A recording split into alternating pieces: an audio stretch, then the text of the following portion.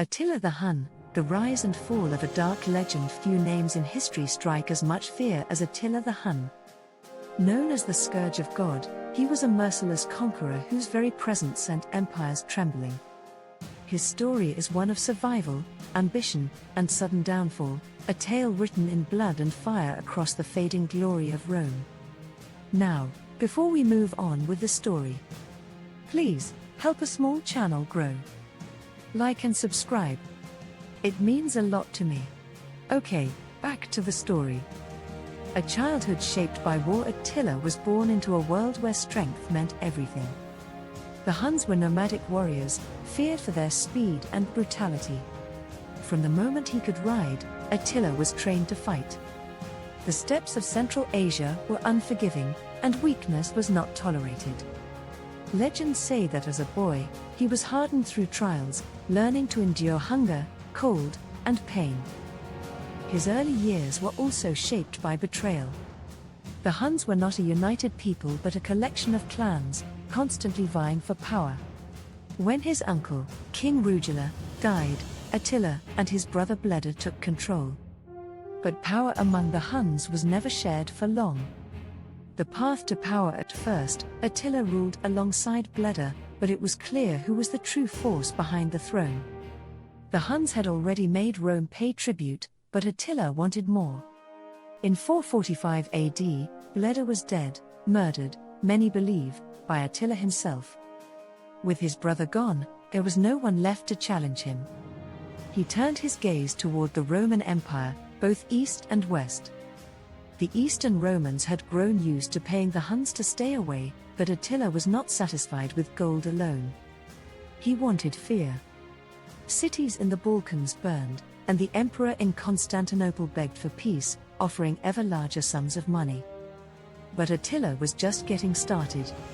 The terror of Europe in 451 AD, Attila marched into Gaul, facing a combined army of Romans and Visigoths. The Battle of the Catalonian Plains was one of the bloodiest in ancient history. Though the fight was fierce, Attila was not defeated, he simply retreated, waiting for another chance. A year later, he invaded Italy. Cities fell one after another, their walls crumbling before the Hunnic onslaught. Aquileia, once a thriving Roman city, was wiped from the map so thoroughly that later travelers could not even find its ruins. Rome itself seemed doomed. But then, suddenly, Attila turned back. Some say it was because Pope Leo I convinced him to spare the city.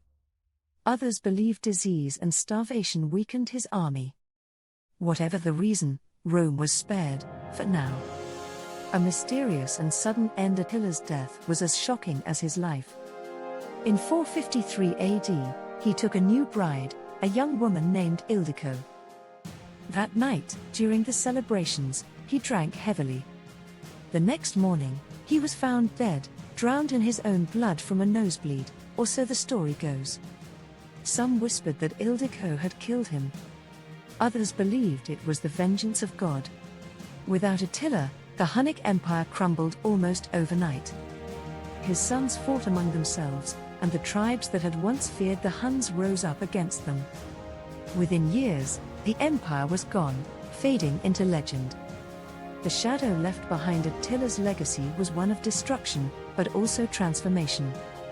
His invasions weakened Rome, helping speed its final collapse.